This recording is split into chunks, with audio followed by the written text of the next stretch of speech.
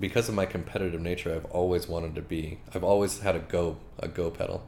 So I've always wanted to look the best and be the best. And what I did is I took flooring financing, which is what everyone is in the car business is fed, and I bought into it. When starting an independent dealership, it's a tall order to stay compliant with the city and to be able to manage your operation on a low budget. One of the ways this is handled is to take out financing, a line of credit, or flooring. Yet, in Garrett's case, he's realized that to truly be on the customer side, you cannot be indebted to the man. On this episode, you'll hear a great success story about how Garrett is now running his successful independent car operation in Thousand Oaks while also supporting the local community. This brings us back to an episode in Season 2 where we talked with the athletic director of Mission Viejo High School and how they gather sponsorship from their community. Definitely, Kelly. And Garrett is a big fan of supporting the local community because between his business and his family, he is firmly rooted in Thousand Oaks. And so he knows that the community are his customer. I'm Dennis Wisco. Alongside Kelly Cruz, this is the Wisco Weekly Podcast. Let's get into the show.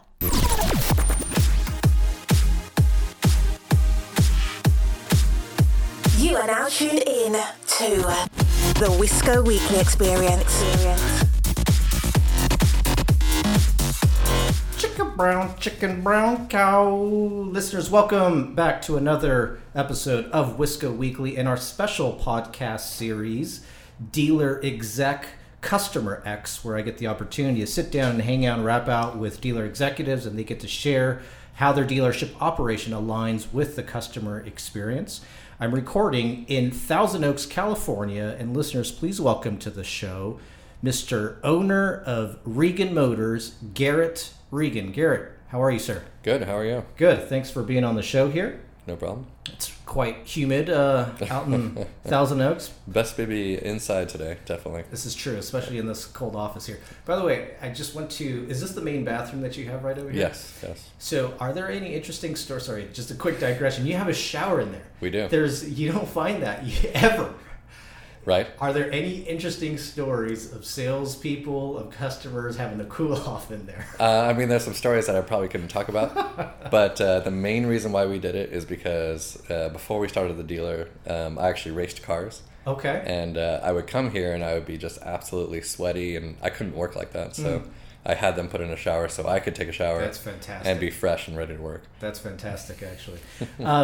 Well, Garrett, so there's a few things that I'd like to get to today, but certainly one of the things that's top on my list is you're a young guy in the business by all standards to be owning a dealership, and I'd like to get a sense of what you see about the future of independent dealerships, given the fact that you started one, and you started back in 2012, 11? I originally started 2010.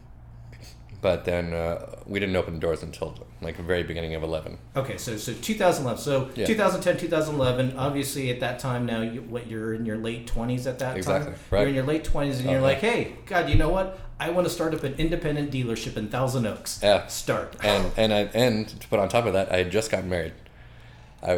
We got married probably 4 months before that. Are you a glutton for pain? Oh, I was going all the way in.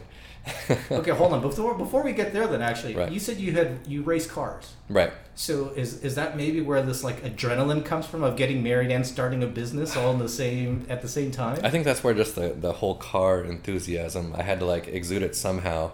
Okay. And tell me what you were doing in terms of like racing. Well, ever since I was a kid, I've been go-kart racing. Okay. And then I started motorcycle racing, but then after crash after crash, your body can only take so much.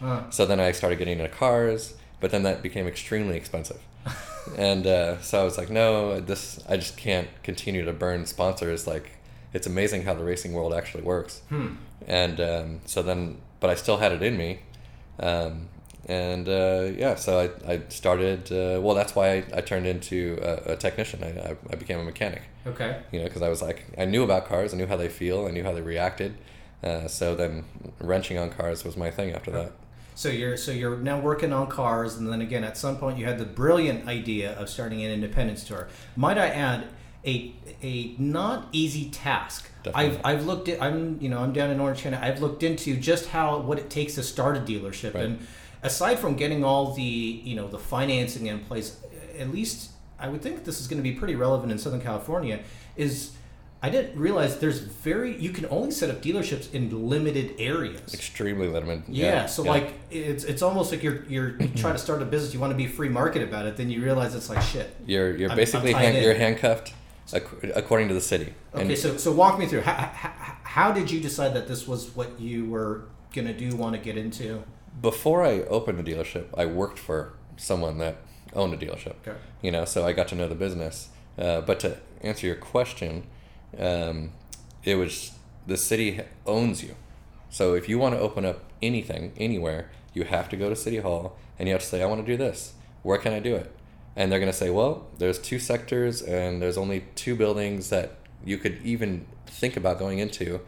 And if you even do it, we still have to permit you. Yeah. And that's like phase 1 of starting. And just out of curiosity, how long was that process? That process was about 4 to 6 months. Okay. Yeah. So it was like, get all your ducks in a row, and then. And were you still working as a mechanic then? Oh yeah. Okay. Yeah. Okay. So actually at that time I wasn't a technician. I was actually working for another independent car dealership. Okay. And I was running their store, but I wasn't the owner. Mm-hmm. But I was tired of working for someone else and making them all the money. Mm-hmm. So I was like, I could do this and I could do it better. Mm-hmm. And so behind the scenes, I was setting everything up and pulled the trigger.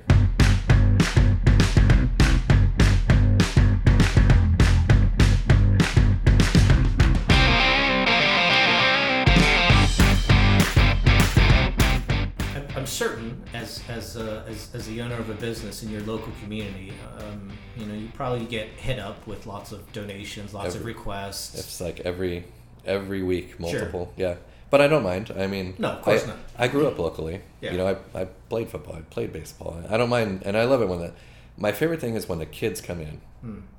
Ask me face to face. Don't send in so and so. Blah blah blah blah blah. Send in a parent. Yeah, exactly. Yeah. But the kid comes in, I'll give that kid some time, and I will donate. And I like supporting my customers are the local high schools. Yeah. We have that first car for them, and that's probably 50% of our sales. Yeah. And so I have no problem. I was on Newbury Park and Thousand Oaks and Camarillo. We have banners on all over the football fields. I mean, excellent. So you're ingrained in your community too. Oh, absolutely. Yeah. When it comes down to, and again, maybe we should whisper a little bit, but when it comes down to employees, for instance, or if it's not employees, maybe it's, again, local community that does want to do business with you. Right. What question would you kind of feed back right at them to almost qualify them to say, you know what, you can work for me. Yes, I do want to partner with you. The biggest thing is I just look at the background. How long have they been doing whatever they're doing? What's our business relationship going to be? Is it beneficial? As a business, it comes down to business. Okay. You can't just take any direction. Unless, of course, the kid walks in and then. Oh, the kid walks in. All right, yeah. Then you got to give it credit for the kid. I mean. Well, the business is the fact that he had the right. courage, the gumption to come in, and that's the business. And hopefully his teammate didn't walk in the day before. And that has happened.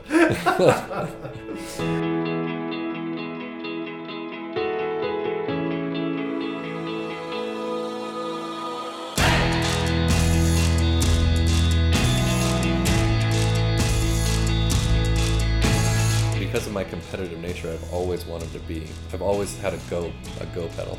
So I've always wanted to look the best and be the best. And I feel like we are in our area.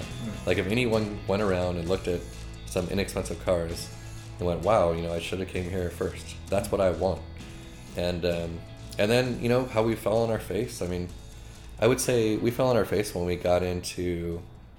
first started, I bought every car just cash. bought everything cash, and then we grew and grew and grew until finally it was like, wow, our cash capital is a little down. I was like, what I should have done was I should have gotten like a loan, a line of credit loan, the floor financing. And what I did is I took flooring financing, which is what everyone is in the car business is fed, and I bought into it. And the way that works is you're just rotating money around. You're never actually paying down balance. Yeah. And you know, all of a sudden you get $500,000 in there and it becomes like an absolute giant, and it's just eating you alive, and interest and fees and whatnot. And it's like all of a sudden the money that you're making, you're not making even for yourself, you're just supporting this other company. And it was just like, it got to a point where I had to get out. And so, you know, I had to go borrow money from family. Yeah. And say, I made a mistake here, and I have to get away from this company. And, you know, thankfully enough, I had that resource to get out of Dodge, basically.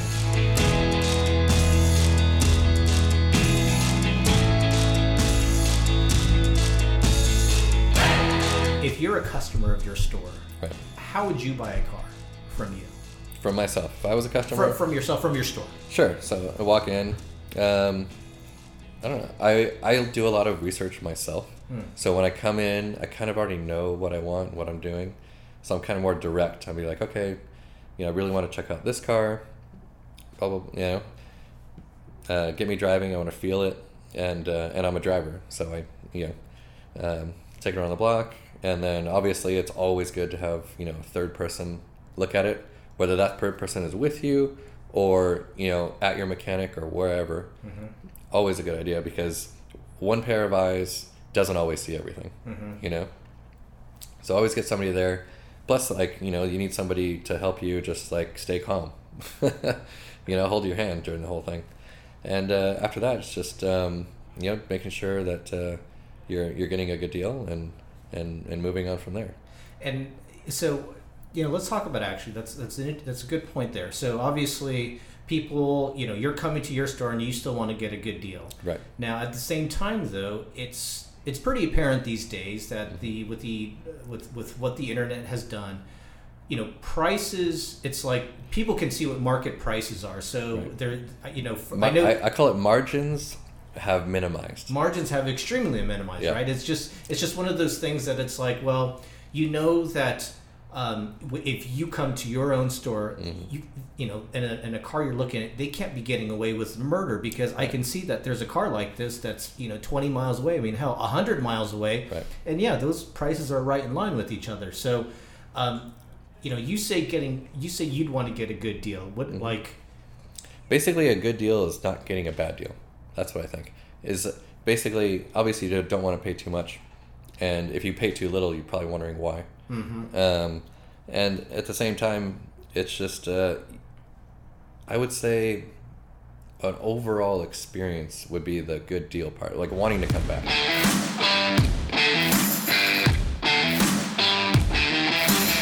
Well, let me say, my favorite thing is having an appointment.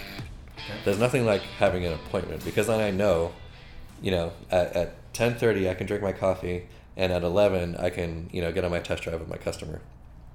But that only happens 25% of the time. You know, otherwise people just walk in, they want to kick some tires and then drive some cars, which is totally fine.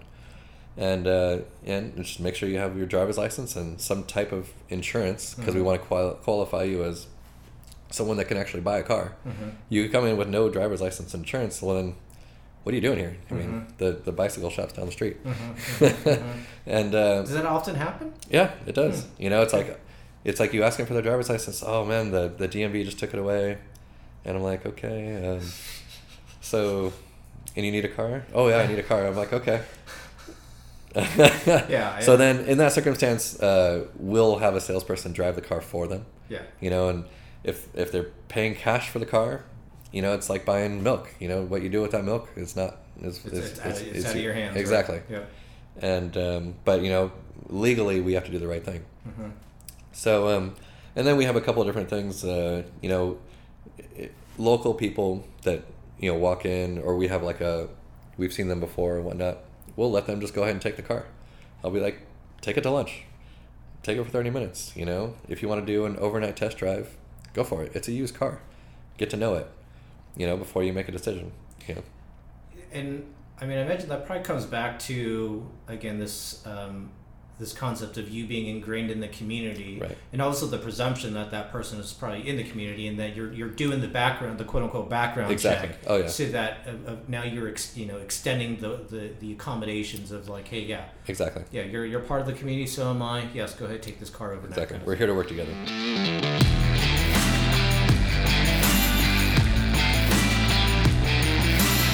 We have no service. Yeah, the city would not let us do a service center. Oh, interesting.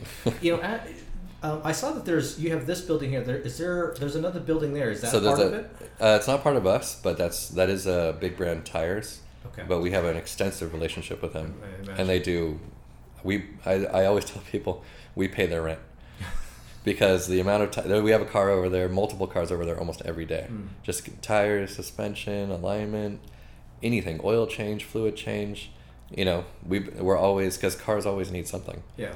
And so we're always cycling, and it's so nice that they're right next door. Yeah, I mean, seriously, it is almost in the same way any kind of bigger franchise store has a sales and a service department. They're right. kind of two standalone departments. Oh, yeah. These two silos. That's kind of what you have going exactly. on here, Like, which is nice. We had a starter go out on a car the other, I want to say like a month ago. We had to push it over there.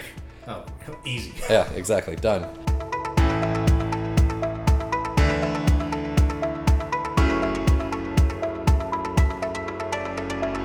What in your eyes is a popular myth that needs to be debunked? A popular myth. I don't know. I think the whole used car salesman thing is a popular myth. Okay. And I just kind of, I don't know. I laugh at it. I laugh at it now because, when someone asks me what I do or whatever, I just tell them, oh, I sell used cars.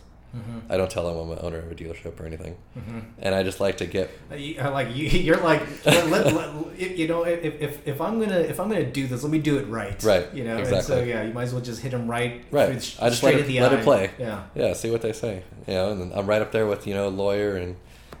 Well, yeah, I mean, that is definitely one of those things that I think through time I've come to realize too, that even if you're not a used car salesman, just being a car salesman carries its own negative meaning, which then you can then look across a lot of industries. I mean, like you said, attorneys, doctors, right. They all kind of have like that small legion of bad stereotypes. But then, I mean, it was the 70s and 80s that destroyed this business's reputation completely.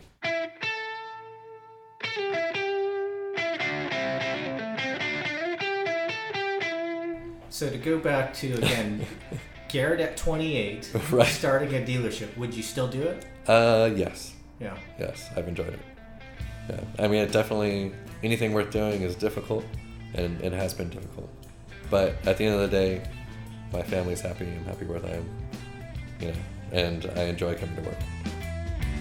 All right, listeners, thanks for tuning in to this episode of Wisco Weekly. It was very cool to visit Garrett's store there in Thousand Oaks and rapping out with him. Of course, anytime you want to get in touch with these dealer executives, guys, please either hit me up on Facebook and I can make an introduction, or you can visit the episode page and I'll have some of Garrett's contact info on there. Stay tuned for a follow-up episode, though. Garrett is doing some really interesting millennial things, if you will, with regards to his social reviews and video surveillance, so I won't give too much away, but there'll be a follow-up episode after this one.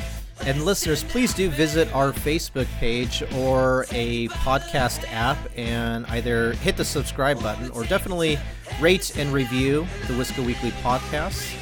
That is always helpful and beneficial, so thank you in advance for that. And as we end every episode, cheers, prost, lachaim, kipis, nastravi, salut, kampai, mabruk to the customer experience.